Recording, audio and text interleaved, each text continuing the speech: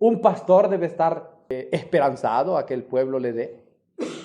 Un pastor debe estar todos los días predicando sobre diezmos y ofrendas para que el pueblo pueda entender y que le paguen su trabajo.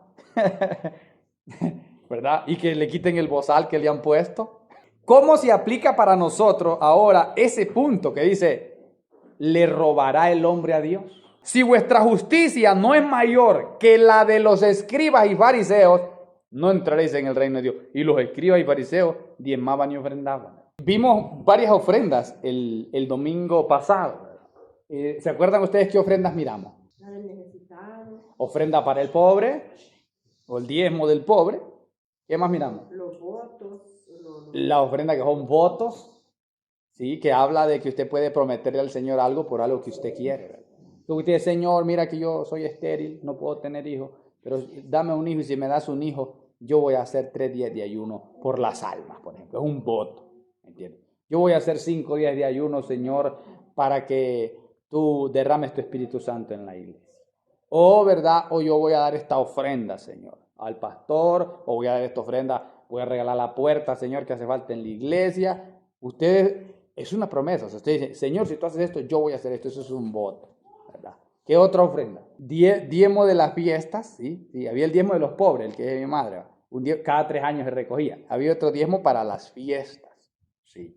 Que era para... a ustedes se aprendieron las 7 fiestas judías. ¿Se acuerdan de las 7 fiestas judías? La fiesta de la Pascua, las trompetas, los tabernáculos, ¿qué más? La fiesta de la expiación, la fiesta del Purim, ¿verdad? Esas eran fiestas importantes de Israel. Bueno, vimos 9 fiestas, 7 fiestas en la ley y 2 fiestas que ellos pusieron, la fiesta de la expiación y la fiesta de... No, la fiesta de la expiación, sí, la fiesta de la dedicación y la fiesta del Purim eran 2 fiestas que ellos agregaron. Entonces, y todas esas fiestas, había un diezmo que diezmaban la tierra para poder comer y beber en esas fiestas.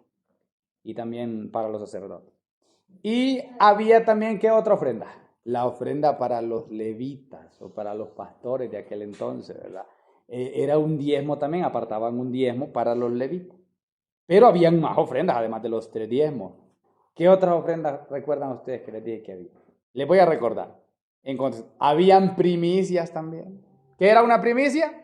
Usted sacaba de lo primero de los frutos y lo traía una pala, una canasta, lo que sea, traía y la iba y la presentaba en el templo ante el Señor y ahí se la dejaba a los sacerdotes, ¿verdad? Eran primicias, ¿verdad? Las que la gente hacía. ¿Por qué hacían eso? La idea era que toda la cosecha que regalaban, con ese poquito que ellos regalaban, con eso consagraban toda la cosecha para el Señor. Era una manera de decir, todo lo que tenemos nosotros lo consagramos para el Señor. Y por eso es que dice Proverbios, dice que den las primicias de todos sus frutos, dice, y sus lagares rebosarán de mosto, algo así dice. ¿Va? Porque significaba que Dios iba a bendecir todo lo demás de la cosa. Ellos lo daban como consagrando todo lo que tenían, lo consagraban a Dios con esa pequeña primicia. Y ahora las primicias se cumplieron en Cristo. Cristo es la primicia, ¿verdad? Por nosotros. ¿Verdad? Ahora, ¿qué otra ofrenda había? La ofrenda para los pobres de lo último de la cosecha. El graniteo del café no lo cortaba. Las mazorcas que sobraban en las milpas que quedaban en el suelo, lo que sea, no las recogía. Sino que le decían a los pobres, vaya, recoja ahí al restrojo, vaya, junte el café, corte el graniteo. Y se lo daban a las personas necesitadas, ¿verdad? Entonces, esa también era una ofrenda que ellos tenían para los pobres. Bien bonito. También había otra ofrenda que eran las ofrendas por el pecado. Ofrendas para la expiación. Ellos agarraban un animal, un carnero, agarraban un toro, un ternero, o agarraban ¿cómo le llaman a esto? Un ovejo, y lo sacrificaban, ¿verdad? Eran ofrendas por el pecado, todavía había ese tipo de ofrendas. Pero habían otras ofrendas, además de eso, ¿verdad? Que también las vimos, que son las ofrendas voluntarias. Usted de corazón decía, hombre decía, yo voy a dar esto para la obra del Señor, y agarraba una ofrenda y la llevaba, ¿verdad? Eran ofrendas que salían del corazón, voluntarias, ofrendas voluntarias al Señor. Habían otras que le llamaban ofrendas mecidas también, que llevaban algo y era una ofrenda como que la iban y la mecían delante del Señor. No sé cómo hacían eso, no tengo la información todavía de cómo hacían, pero eran ofrendas mecidas. Imagínense todo ese montón de ofrendas que daba el pueblo de Israel, ¿verdad? Eso lo vimos el domingo pasado, incluyendo los diezmos, la ofrenda. Ahora yo quiero que miremos, hermano, ¿cómo se aplica ese contexto? Porque la Biblia tiene una interpretación literal, que es lo que vimos el domingo pasado, literal como está ahí. Y que yo les hablé de que esas eran leyes para la ley de Moisés, no aplican para nosotros. Pero ahora, de esa manera literal no aplican para nosotros. Ahora la pregunta es, ¿cómo aplican para nosotros esas leyes el día de hoy? Por ejemplo, el texto que les dije yo, que a mí no me gusta utilizarlo, Malaquías 3:10, 3:8 en adelante. La pregunta que hay ahí es, ¿robará el hombre a Dios, hermano? ¿Qué dice usted, hermana Ismari? ¿Cree usted que el hombre le roba a Dios? La hermana dice que sí. Hermano Daneri, ¿usted cree que el hombre le roba a Dios? Dice el hermano que él ya ha robado. Hermana Teresa, ¿usted cree que el hombre le roba a Dios? Le robamos a Dios, dijo la hermana, hombre. Y hermano Yodel, ¿usted cree que el hombre le roba a Dios? Hermano Yodel. El hermano también cree que sí, ¿verdad? Aquí ustedes están más unánimes. Allá en el Saladino ya no quieren que no se le podía robar a Dios. ¿Quién le va a robar a Dios? ¿Cómo se aplica para nosotros ahora ese punto que dice, ¿le robará el hombre a Dios? Ya que para nosotros no aplica la ley de Moisés literal. Entonces, ¿cómo se aplica para nosotros eso? Ya que nosotros no vivimos bajo la ley de Moisés, nosotros vivimos bajo la ley del Espíritu. Vamos a analizarlo punto por punto esas cosas. Por ejemplo, aquí dice, porque la ley de Moisés dice, no pondrá bozal al buey que tría, ni al que ara, dice ahí, o sea, al que anda arando. ¿Qué es un bozal, hermano? Dice, no pondrá bozal al buey que tría. El bozal se lo ponían para que no comiera zacate. Era para que no comiera trigo. Porque él iba, es que eso de el buey que tría, es que el buey lo utilizaban nosotros diríamos para desgranar el maíz. Entonces le ponían un bozal para que no comiera trigo. Esta idea me la dio la hermana hoy en la prédica, una hermana en la prédica en Saladino. Pongamos que, porque aquí está hablando de que al que trabaja se le debería pagar su salario, ¿verdad? Entonces, imagínense que ustedes van y los contratan para ir a hacer el aseo de una casa, todas las damas que están aquí, el aseo, la comida, lavar ropa, tender cama, ¿verdad? Usted sabe mantener los pisos bien trapeados, cuidar a los niños, mandar la gente para el trabajo, los niños para la escuela, con su comida, con todo. Y ustedes trabajando y el patrón llega donde ustedes, ¿verdad? La patrona, y tras que la vea, ¡ay, hermana Dulce! Y abraza a la hermana Dulce, ¿verdad? Y le dice, hermana Dulce, la felicito. Venga, hermana Dulce, venga, coma, venga. Y le da café, y le da comida, y le da fresco, ¿verdad? Y la trata bien. Y trabaja la semana la hermana Dulce. A la siguiente semana vuelve a venir, la vuelve a tratar bien, ¿verdad? A la siguiente semana vuelve a venir, la vuelve a tratar bien. A la siguiente semana, la cuarta semana, toca el pago. Y viene la hermana, ¿verdad? Y la trata de, venga, hermanita. Le da abrazos hasta la piquera. Le da comida y le da todo.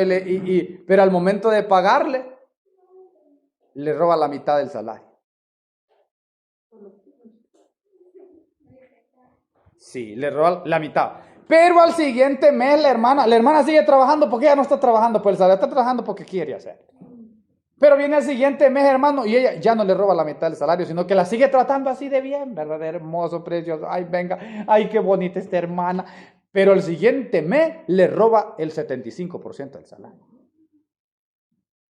No, pero el siguiente mes la sigue tratando de maravilla, hermano, ¿me entiende? Pero el siguiente mes no le da nada. Nada le da, ¿verdad? ¿Ustedes creen que le estará robando el salario a esa mujer?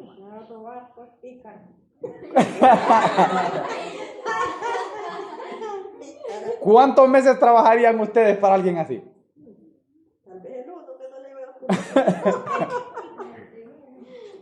Lo que el apóstol Pablo está queriendo decir aquí es eso.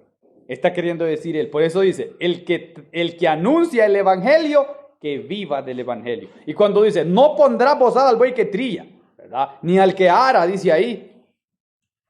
¿Por qué? ¿Por qué le está diciendo? Si alguien está predicando la palabra, eso sería como los levitas en el Antiguo Testamento, que hablamos del diezmo de los levitas. Si alguien está predicando la palabra, lo más normal, Pablo aquí, es que si nosotros sembramos entre vosotros lo espiritual, dice, es gran cosa si segáremos lo material. Está queriendo decir que una congregación, cuando está recibiendo la palabra de alguien, debería honrarlo. Eso es lo que está diciendo. Debería honrarlo, ¿verdad? No por una ley, hermano, no por una ley, sino porque usted tiene el corazón como para decir, hombre, yo voy a honrar al Señor el día de hoy, ¿verdad? Honrando a la persona que me da de comer el pan vivo que viene del cielo.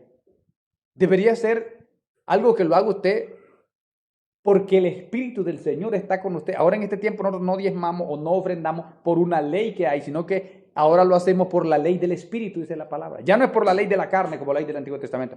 Ahora es por la ley del Espíritu. Una hermana me decía el otro día, hermano, fíjate que a veces yo solo tengo 200 lempiras, me decía, para dar en el diezmo a veces. Y digo yo, me pongo a pensar, pero es que 200 pesos es muy poquito. Mejor voy a dar 500. Y agarra 500 y los pone y los da. 500.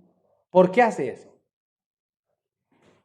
Porque ahora ya no es una cosa de que por ley que va a dar eso y se acabó. No, es que ahora dice la Escritura, también usted debe examinar su corazón y decir, hombre, ¿cuánto es lo que yo debo dar, Señor? ¿Cuánto es, papá, lo que yo debo dar? A saber si el Señor quiere que usted dé más. Porque por eso es que la Escritura dice, ¿verdad? Si vuestra justicia no es mayor que la de los escribas y fariseos, no entraréis en el reino de Dios. Y los escribas y fariseos diezmaban y ofrendaban. Y el Señor dice, vuestra justicia tiene que ser mayor. ¿Por qué? Porque ahora usted ya no está basado en una ley de la carne, como en el Antiguo Testamento. ¿Qué es una ley de la carne? Por ejemplo, voy a dar el ejemplo. Usted tiene un negocio. Yo sé que la mayoría aquí no saben de eso, pero usted paga un impuesto sobre la venta. ¿Cuánto cree usted que pagamos en Honduras por cada churro que nos comemos o por cada venta que hacemos? ¿Cuánto pagamos en Honduras? Pagamos un 15%. De cada 100 lempiras, 15 pesos son del gobierno. Si en Tiupa hay un negocio, digamos la confianza, y vienen los de la DEI creo que llaman, no recuerdo muy bien el nombre, a hacerle una auditoría. Y lo primero que le preguntan es, ¿cuánto vende usted? ¿Cuánto de esto aquí? No, yo vendo tanto de azúcar, tanto de arroz, tanto de pan, tanto de churros, tanto de confites, tanto de esto. Y entonces de cada venta de esa, ella tiene que pagar el 15% al gobierno. Si ella se roba eso, va presa. Eso es una ley de la carne. Así era en el Antiguo Testamento. Era una ley de la carne. O sea, había un delito y usted debía ir a la cárcel si no cumplía con eso, porque era un impuesto que ponía. En nuestro tiempo no es una ley de la carne, es una ley del Espíritu. Por eso usted debería siempre preguntar, Señor, ¿y estás de acuerdo con esto que estoy dando, papá? Esto es. ¿O debería dar más, Señor? Por eso dice, si no superan ustedes la justicia de los escribas y fariseos, no entraréis en el reino de Dios, dice la palabra. ¿Por qué? Porque imagínense que alguien está trabajando y usted sabe que está trabajando en la obra, que está haciendo bien el trabajo, que trabaja en predicar y enseñar. Aún la Escritura dice, el que trabaja en predicar y enseñar, dice, ténganlo por una persona de doble honor. Doble honor. Hagan partícipe, dice, de toda cosa buena aquel que los instruye. ¿Se imagina cómo el Señor trata de decir? Es como ahora los defiende a los predicadores. En el Antiguo Testamento él lo que decía él es, no desamparéis a levitas en todos vuestros días. Y ahora en el Nuevo Testamento dice, hagan partícipe de toda cosa buena al que los instruye. ¿Verdad? Eso es lo que el Señor está diciendo. Y entonces ahora usted, además de dar eso, debería con su corazón preguntar al Señor, y esto es lo que quieres que dé, papá. Ya que el Señor quiere que uno dé conforme a prosperó en la semana. Así el Señor quiere que uno dé. Señor, ¿y tú estás de acuerdo con esto, papá? ¿Así debo dar yo, papá, o doy más? ¿O doy menos? Porque usted no sabe qué es lo que el Señor le va a pedir en el futuro. Eso es en cuanto a digamos, el diezmo para los pastores, o las ofrendas para los pastores, para el sostenimiento de los pastores, ¿verdad? Eso es para eso. Ahora viene el otro lado de la moneda. ¿Cuál es el otro lado de la moneda? El lado de la moneda de los pastores. Un pastor debe estar esperanzado a que el pueblo le dé. Un pastor debe estar todos los días predicando sobre diezmos y ofrendas para que el pueblo pueda entender y que le paguen su trabajo. ¿Verdad? Y que le quiten el bozal que le han puesto. Mire que hay una hermanita, hermano, que yo me di cuenta. Ella, el marido de ella es adinerado, tiene un negocio muy fuerte y siempre diezma el marido de ella. No va a la iglesia, el marido es impío, pero él siempre diezma y le da el diezmo a ella para que lo lleve. Estamos hablando de entre 10,000 y 15,000 lempiras al mes, que da de diezmo este hombre. Y ella, hermano, cuando el pastor ya le cayó mal, ella agarra los diezmos y los esconde. Hasta que llegue el siguiente pastor, al siguiente pastor se los da.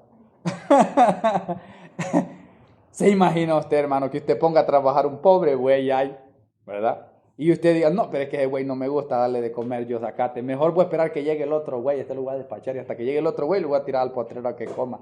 Eso es inmundicia, hermano. Eso es inmundicia delante del Señor. ¿Por qué? Porque el que está trabajando es el que merece el pago. Cuando usted trabaja de ama de casa, ¿verdad? Quien merece el pago es usted. Porque se va a alegrar usted o se va a sentir bien usted que el pago se lo den a otro. Cuando es usted la que está barriendo, trapeando, cocinando, limpiándole el coso feo a los niños cuando van al baño. Sí, o sea, el trabajo. Entonces, el pueblo debe aprender a honrar a los que le enseñan a predicar y enseñar. Pero los pastores deben saber una cosa. Esto ya es para los pastores. Aquí van a salir varios pastores, creo. Entonces, escuchen. ¿Verdad? Los pastores no trabajan para la iglesia. Nosotros trabajamos para Dios. Trabajamos con la iglesia, pero trabajamos para Dios. Quien tiene que pagarles es Dios. No tienen que andar mendigando ningún pastor. A ningún miembro de la iglesia no tiene que andar mendigando para que ofrende o diezme. Y nosotros no somos mendigos. La Biblia dice que no haya mendigo entre tu pueblo. No. El pueblo debe ser generoso, sí, pero si no es generoso el pueblo no importa, porque nosotros no trabajamos para el pueblo, trabajamos para el Señor. Recuerdo una vez, yo creo que ya lo he contado aquí, pero fui a una iglesia, ¿verdad? Y el Señor, yo pregunté, porque siempre pregunto, Señor, ¿cuánto doy de ofrenda? Y sentí de parte de Dios, da todo lo que anda. Saqué todo lo que andaba, ¿verdad? Obedientemente, lo di. Digo yo, tal vez me dan que quiera para el fresco aquí porque no ando gasolina en la moto y tal, para echarle gasolina a la moto. ¿Cuánto cree que me dieron ese día? Y yo era el predicador. Ni un peso. Ni un centavo. ¿Iba a renegar yo? No, es que no trabajo para ellos. Dios sabe por qué lo hizo, ¿verdad? Ni los juzgo porque es que Dios estaba aprobándome.